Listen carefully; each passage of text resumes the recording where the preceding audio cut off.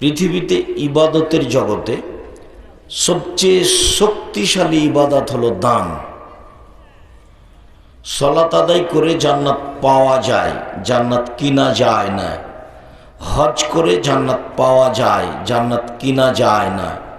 সালাত আদায় করে জান্নাত পাওয়া যায়, জান্নাত কিনা যায় না। তাসবিহ তাহলিল জিকির আজকার করে জান্নাত পাওয়া যায়, জান্নাত কিনা যায় না। কিন্তু দান এমন একটা ইবাদত যা দিয়ে জান্নাত কিনা যায়। আল্লাহ বলেছেন, আমি মোমেন পুরুষ নারীর জান ও মালের বিনিময়ে জান্নাত বিক্রি করে দিয়েছি। ওরা টাকা দিয়ে জান্নাত কিনে নিবে আর জীবন দিয়ে জান্নাত কিনে নিবে। আমি এই দুইটার বিনিময়ে জান্নাত বিক্রি করে দিয়েছি। সম্মানিত দিনী ভাই বোন, সালাত যত দামি ইবাদত হোক না কেন, সালাত অবাক ইবাদত, যে সব ইবাদত নির্ভর করে সালাতের উপরে।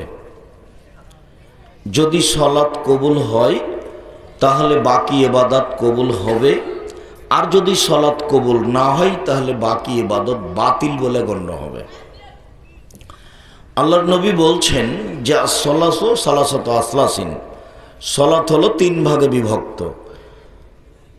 আর তহুর ও সলসন, অজু হলো 3 ভাগের 1 ভাগ।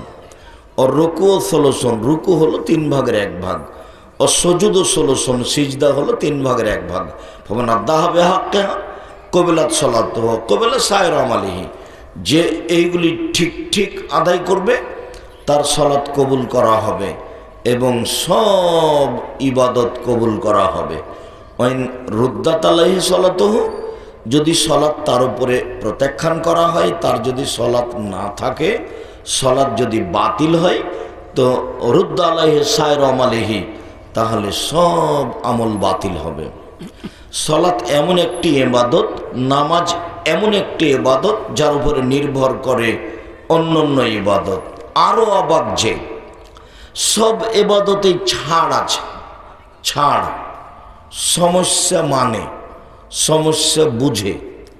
সব ইবাদতেই কিছু না কিছু ছাড় আছে, ফরজ তার উপরেও। কেমন ছাড়? হজ ফরজ হয়েছে তো এবছর করেন, করতে পারলেন না সামনে বছর করেন, এই যে ছাড়, অথচ ফরজ বিধান। সিয়াম, যেটা বলবো নফল, রমজান মাসের ফরজ সিয়াম করেন, আমি অসুস্থ তো পরে করেন, এ দেখেন ছাড় আছে। যাকাত দেন, এখন 2 মাস আগে দিয়ে দেন, 20 দিন 1 মাস পরে দেন, কোনো সমস্যা নেই, এই যে ছাড় আছে। কিন্তু সালাত এমন একটা ইবাদত, ছাড় বলে কোনো জিনিস নাই। একেবারেই ব্যতিক্রম, অবাক ইবাদত। অজু করে সালাত আদায় করতে হয় তো পানি নেই, তায়াম্মুম করে করেন, বলে মাটি নেই তো এমনিতেই করেন। দাঁড়িয়ে সালাত আদায় করতে হয় তো দাঁড়িয়ে থাকতে পারি না তো বসে থেকে করেন, বলে বসে থাকতে পারি না তো শুয়ে থেকে করেন। কেবলার দিকে মুখ করে সালাত আদায় করতে হয়, কেবলা বোঝা যায় না তো এমনিতেই পড়েন। পরিষ্কার কাপড় পরে সালাত আদায় করতে হয় তো পরিষ্কার কাপড় নেই, যে কাপড়ে পেশাব পায়খানা লেগে আছে সেটা পরেই পড়েন, বলে ওটাও নাই, কারণ বশত উলঙ্গ অবস্থা আছে, তো উলঙ্গ অবস্থাতেই সালাত আদায় করতে হবে। একেবারেই ব্যতিক্রম, বিরল, ভিন্ন ধরনের ইবাদত। ছাড় বলে কোনো জিনিস নাই। আপনি গাড়িতে উঠে আছেন, ঠেল মানে না, শিকল ধরে আছেন, সময় পার হয়ে যাচ্ছে, এইভাবেই সালাত আদায় করতে হবে। আরো অবাক যে ইবাদত ছেড়ে দিলে, অলসতা করে ছেড়ে দিলে তাকে হত্যা করতে হবে, এরকম ইবাদত দুনিয়াতে নেই সালাত ছাড়া। কেউ যদি অলসতা করেও সালাত ছেড়ে দেয় তাহলে ইমাম আহমদ ইবনে হাম্বল বলেছেন তাকে হত্যা করতে হবে। আর আরবি বিদ্বানেরা এখন বলছেন কেউ যদি অলসতা করে সালাত ছেড়ে দেয়, স্বামী পড়ে স্ত্রী পড়ে না, স্ত্রী পড়ে স্বামী পড়ে না, তাহলে বিবাহ বাতিল হয়ে গেছে, বিবাহ কেটে গেছে। অবাক ইবাদত। আরো তারা বলছেন যে অলসতা করে কেউ যদি নামাজ না পড়ে মারা যায় তাহলে ওর জানাজা হবে না, আর কবর মুসলমানের কবরস্থানে হবে না, ওকে রেখে দিতে হবে শ্মশান ঘাটে, হিন্দুদের লাশ যেখানে ফেলে দেওয়া হয়। এখন আরবি বিদ্বানেরা এইভাবে বলছেন, তার নাম সলাত, তার নাম নামাজ। পৃথিবীর ব্যতিক্রম ইবাদত হলো সলাত। মূল কথা বলি, হ্যাঁ এ কথাই ঠিক যে সলাত এমন একটা ইবাদত যার উপরে নির্ভর করে অন্যান্য ইবাদত। তারপরেও সলাতের নেকিটা আল্লাহ নিজে হাতে দিবেন না, ফেরেশতাকে বলবেন নেকি লিখে দাও। কিন্তু সিয়াম এমন একটা ইবাদত যে আল্লাহ বলবেন না ফেরেশতাকে যে তোমরা সিয়ামের নেকি লিখো, আল্লাহ বলেন সিয়াম আমার ব্যাপার, প্রতিদান আমি দিব। আল্লাহ বলেন সিয়াম আমার ব্যাপার, প্রতিদান আমি দিব। সেই সিয়ামের নফল সিয়ামের আলোচনা আজকে।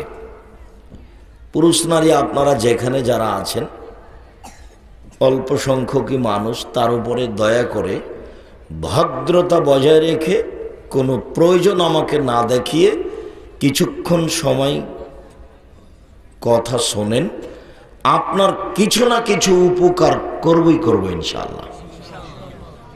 অনেকদিন পরে এসেছি, এ কথাই ঠিক। ভালোবাসাতে কোনো ঘাটতি নাই, এ কথাও ঠিক। ব্যস্ততার কারণে আপনার সাথ দিতে পারি না, এটাই ঠিক। সম্মানিত দিনী ভাই বোন, ইবাদতের জগতে ভিন্ন ধরনের ব্যতিক্রম ইবাদত সিয়াম, যার ফলাফল আল্লাহ নিজে হাতে দেন। আমরা জানি যে আল্লাহর নবী বলেছেন, এক ফোঁটা চোখের পানি আল্লাহর ভয়ে আল্লাহর কাছে যত প্রিয়, ইবাদতের জগতে কোনো ইবাদত আল্লাহর কাছে তত প্রিয় নয়। তাতে তিনি বলেন যে গাভীর বান ওলান থেকে চাপ দিয়ে দুধ বের করে ভিতরে ঢোকানো যায় না, যেমন আল্লাহর ভয়ে কাঁদে যে সে জাহান্নামে যাবে না, তেমন। গাভীর বান ওলানে চাপ দিয়ে দুধ বের করে ভিতরে ঢোকানো যায় না, যেমন এটা যেমন অসম্ভব, আল্লাহর ভয়ে কাঁদে যে, এই কাজটা আল্লাহর কাছে এত প্রিয় যে পৃথিবীর কোনো কাজ তত প্রিয় নয়, অতএব তার জাহান্নামে যাওয়া তেমনি অসম্ভব। এরপরেও নেকিটা আল্লাহ নিজে হাতে দিবেন না, ফেরেশতাকে বলবেন লিখে দাও। ইবাদতের জগতে সবচেয়ে পছন্দনীয় ইবাদত আল্লাহর কাছে চাওয়া। আল্লাহ আমাকে একটা সুসন্তান দাও, এই কথাটা। আল্লাহ আমাকে ঢাকাতে একটা জমির ব্যবস্থা করে দাও, এই কথাটা। আল্লাহ তুমি আমার ছেলে মেয়েকে ভালো শিক্ষিত করে দাও, এই কথাটা। আল্লাহ তুমি আমাকে একটু নিরাপদে রাখো, আমি যেন 5 ওয়াক্ত সালাত আদায় করতে পারি, এই কথাটা। যাবতীয় প্রয়োজনীয় কথা যখন আপনি আল্লাহকে বলবেন, এই কাজটা আল্লাহর কাছে যত পছন্দ, কোনো ইবাদত আল্লাহর কাছে তত পছন্দ নয়। এরপরেও এই পছন্দনীয় ইবাদতের নেকিটা আল্লাহ নিজে হাতে দিবেন না, ফেরেশতাকে বলবেন ও আমার কাছে চেয়েছে, এটা তুমি লিখে দাও। চাওয়া কাজটা কিন্তু আল্লাহর কাছে খুব বেশি প্রিয়। মানুষের স্বভাব আর আল্লাহর গতিবিধি দুইটা মুখামুখি, বিপরীত। কালকে একটা মানুষকে গিয়ে বলছেন, ধনী মানুষ, ভাইজান আমি খুব বিপদে পড়েছি, আমার ছেলের হাত ভেঙে গেছে, তো 10,000 টাকা কর্জ দেন। ভাইজান আপনি তো সবাইকে দিয়ে থাকেন, তো বলবেন সেই তো আমার তো এখন হাতে টাকা পয়সা নেই, কি করি? আচ্ছা বিকালে আসো দেখি। তাহলে ঠিক আছে 5,000 নিয়ে যাও, দিয়ে কাজটা করো। পরের দিনই গেছেন আবার, যে আমার ভাইগনার হাত ভেঙে গেছে, ভাইজান টাকা দিতে হয়, যে তোর জন্য টাকসাল বানালছি নাকি রে। মানে দ্বিতীয় তৃতীয় দিনই মানুষ কি হয়ে যাবে, বিরক্ত হয়ে যাবে। আর ওখানে যত বলবেন তত খুশি, যত বলবেন তত খুশি, যত বলবেন তত খুশি। বলে কে? মানুষের তো স্বভাব নষ্ট হয়ে গেছে, মানুষের স্বভাবই খারাপ হয়ে গেছে, মানুষের খাসলত, মানুষের চালচলন খারাপ হয়ে গেছে। মানুষ টিভি নিয়ে বসে থাকে ঘন্টার ঘন্টা, ল্যাংটা মেয়ে দেখে চক্ষু ঠান্ডা করে, কলিজা ঠান্ডা করে, জানটা সহৎ করে। টিভিতে বড় মোবাইল দেখে, বড় মোবাইলে মেয়েদেরকে দেখে চক্ষু ঠান্ডা করে, কলিজা ঠান্ডা করে, জানকে সহৎ করে। তাহাজ্জুদও পড়ে, ধর্ম পাগল হয়ে গেছে, এতে জান্নাত পাবেও। সারা রাত বসে আছে, রাত 2টা 3টায় ঘুমাচ্ছে। তো এই কি আর আল্লাহকে ডাকতে পারবে? আল্লাহর নবীর কথাটা মেনে চলতে হবে। একরাহুল কালামা বাদাল ইশায়ে ওয়া একরাহুন নামা কাবালাল ইশায়ে। মুহাম্মদ সাল্লাল্লাহু আলাইহি সাল্লাম ঘোষণা দিয়েছেন, পৃথিবীর মানুষ মনে রেখো, এশার সালাতের পরে কথা বলা ঘৃণিত কাজ। পৃথিবীর মানুষ শুনে রেখো, এশার সালাতের পূর্বে ঘুমিয়ে যাওয়া ঘৃণিত কাজ। আপনি বাড়ির মালিক, আপনি বাপ, আপনার বাড়িতে কারফিউ জারি থাকবে। প্রেসিডেন্ট আইয়ুবের মতো মাশাআল্লাহ জালি আছে বাড়িতে, কি রাত 10টায় ঘুমিয়ে যেতে হবে বাধ্য। পড়াশোনা ব্যতীত রাত 10টার পরে কোনো ছেলে মেয়ে এই বাড়িতে জেগে থাকতে পাবে না, ঘুমাতেই হবে বাধ্য। বাস 10টায় ঘুমিয়ে গেছে, 3টায় উঠেছে, এই যে কয় ঘন্টা ঘুমালো? 5 ঘন্টা। এখন উঠে সুন্দর করে ওযু করে 2 রাকাত সালাত আদায় করে আল্লাহকে বলেন, উনি প্রথম আকাশ থেকে সপ্তম আকাশ থেকে প্রথম আকাশে নেমে এসেছে, আপনার জন্যই নেমে এসেছেন। তা আপনি তো রাত 2টা 3টায় ঘুমালেন ল্যাংটা মেয়ে দেখে দেখে চক্ষু ঠান্ডা করে, আপনি আল্লাহকে কি বলবেন? আপনার চরিত্র শয়তান, আপনার স্বভাব খারাপ, আপনার অভ্যাস খারাপ, আপনার খাসলত খারাপ। কি দিবেন? ঘন্টার ঘন্টা দোকানে বসে আড্ডা পিটেন, সব সময় দোকানে ল্যাংটা মেয়ে নাচছে টিভিতে, আর সবাই বসে আছে দেখছে, গল্প করছে, দিন কাটাচ্ছে। আড্ডা পিটে হারাম। 4টা কাজ জীবনে করতে হবে। 1 5 ওয়াক্ত সালাত, 2 হালাল রুজি, 3 কোরআন তেলাওয়াত, 4 আড্ডা পিটা হারাম। দোকানে বসে আড্ডা পিটা হারাম, চিরদিনের জন্য হারাম। দোকানে যেতে হবে, আসসালামু আলাইকুম, আহমদ লবণ আছে? জি আছে। 1 কেজি লবণ দাও। মরিচ আছে? হ্যাঁ 200 মরিচ দাও। বাস নেওয়া হয়েছে, টাকা দিয়ে দিন, আসসালামু আলাইকুম। আর ওখানে থাকতে পাবেন না। বসে আছেন, থাকেন কোন শরমে, কোন লজ্জায় থাকেন? পশু প্রাণী আপনি? গরু ছাগল আপনি? কুকুর শ্রীগাল আপনি? না আপনি মানুষ? আল্লাহ তাআলা বলছেন, বোঝে না ওরা, অন্তর আছে বোঝে না, দেখেও দেখে না ওরা, চক্ষু আছে দেখে না, শোনেও শোনে না ওরা, কান আছে শোনে না। উলাইকা কাল আনাম, তারা পশু প্রাণীর মতো, তারা গরু ছাগলের মতো, তারা কুকুর শ্রীগালের মতো, ভালো মজাল বরং তার চেয়ে খারাপ। আল্লাহ বলছেন মানুষকে, বলছে ওরা কুকুর শ্রীগালের চেয়ে খারাপ, পশু প্রাণীর চেয়ে খারাপ। কোন লজ্জায় আপনি দোকানে বসে আড্ডা পিটেন? আপনার একটু শরম হয় না কেন? আপনার একটু হায়া হয় না কেন? আপনার একটু লজ্জা হয় না কেন? আপনার একটু ইতস্তবোধ হয় না কেন? কেমনে বসে থাকেন? মেয়েটা নাচছে টিভির মাধ্যমে যত ইনকাম হয়েছে দোকানে সব হারাম। শুকুরের গোস্ত যেমন অন্য অন্য জিনিস হারাম, যেমন এটা তেমন হারাম, সব সমান সমান হারাম। ওটা তো হারাম মাধ্যমে উপার্জন হয়েছে, কোটি টাকা ইনকাম হলে ওটা বৈধ হবে না। ও দিয়ে চাউল কিনে ভাত খেয়ে বাদাত কবুল হবে না, এই পথ বাতিল। এই যে বললাম, এমন কোনো মায়ের বেটা নাই কথা এভাবে উল্টে ধরতে পারে, যা বলছি সেটাই থাকবে কিয়ামত পর্যন্ত। আমার কাজই এটা, আমি এই কাজই করি। কেন আপনি দোকানে বসে আড্ডা পিটবেন? আপনার স্বভাব একটু ভালো হয় না কেন? এশার সালাত আদায় করেছেন, বাড়ি চলে যাবেন, আহাল পরিবারের দিকে কড়া নজর রেখে ঘুমিয়ে যাবেন, বাস। জন্ম দিলেই বাপ হওয়া যায়? ক্ষমতা নীতির নাম বাপ। দুঃখিত, একটা কথা বলে আগাই। আমাদের আলোচনা সেম, আমরা লম্বা আলোচনা করতে চাইনি, আসতে একটু দেরি হয়ে গেছে। তো 2টা হাদিস মধ্যখানে বলে রাখি, একটা মায়ের জন্য, একটা বাপের জন্য। তো বাপের জন্য এটা আগে বলি। আল্লাহ নবী বলছেন যে মান আলা সালাসা বানাতিন, কেউ যদি 3টা মেয়ের লালন পালন করে, 3টা মেয়ে 3টা বেটি, 3টা মেয়ের লালন পালন করে, তো লালন পালন কি জিনিস? এক, আল্লাহ মাহুন্না, মেয়েকে বিদ্যা শিখিয়ে দিল। 2, আদ্দা বাহুন্না, মেয়েকে শিষ্টাচার শিখিয়ে দিল। 3, আহসানা ইলাইহিন্না, মেয়ের সাথে ভালো আচরণ করলো। তাহলে কুনাল্লাহু হিজাবান মিন নারি ইয়াউমাল কিয়ামা, বিচারের মাঠে মেয়ে 3টি বাপকে জান্নাতে নিয়ে যাওয়ার জন্য জাহান্নাম থেকে অন্তরাল হয়ে যাবে। ওইদিকে জাহান্নাম, এইদিকে মেয়ের পিতে, মধ্যে মেয়েরা। আল্লাহকে বলবে আমার আব্বাকে আগে জান্নাতে দেন, তারপরে কোনো কথা। আমাদের বিষয় বুঝতে চাচ্ছি না, আমার আব্বাকে আগে জান্নাতে দিতে হবে, তারপরে কোনো কথা। মেয়েরা এমনভাবে শক্ত হয়ে বেঁকে বসবে বিচারের মাঠে। তো আবার বলি, মেয়ে যে আপনার পক্ষে শক্ত হয়ে বসবে জান্নাতে নিয়ে যাওয়ার জন্য, তো কি কাজ? কথা হবে না। আপনারা কেউ কোনো প্রয়োজন দয়া করে আমাকে দেখাবেন না, আপনাকে আমি অনেক ভালোবাসি, আপনার জন্যই এসেছি আমি, আপনার কিছু না কিছু উপকার করবই করবো ইনশাআল্লাহ।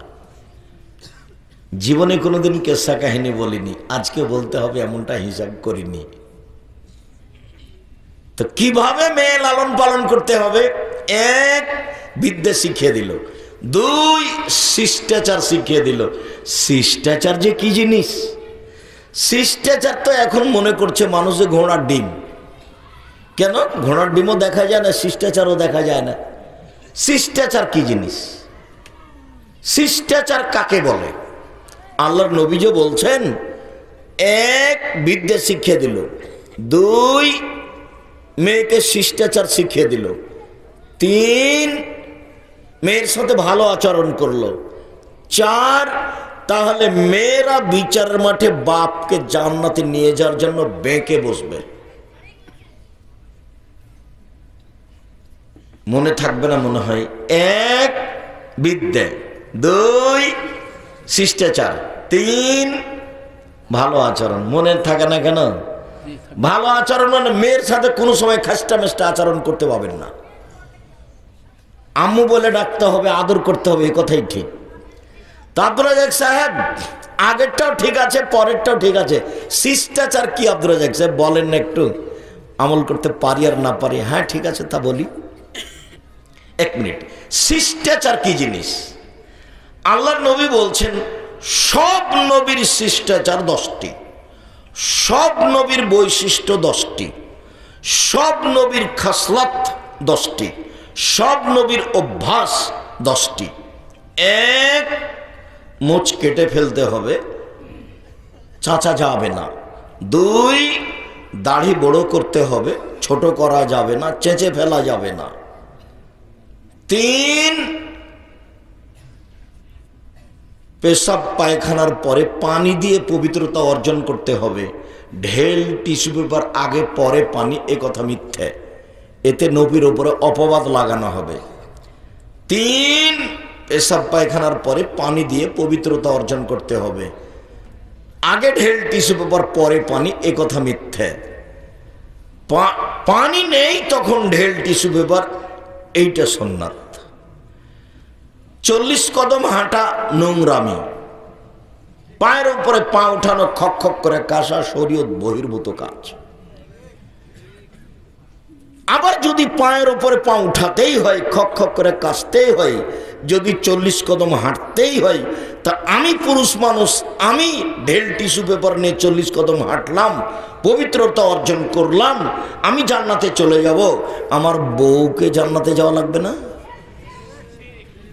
ওইও 40 কদম হাঁটবে, ওইও ঢেল নিয়ে টিস্যু পেপার নিয়ে হাঁটবে, পায়ের উপরে পা উঠাবে, খক খক করে কাশবে। তো বলছে আব্দুর রাজ্জাক সাহেব, এটা যে পুরুষ মানুষ দেখলে তাকে কেমন কেমন লাগবে?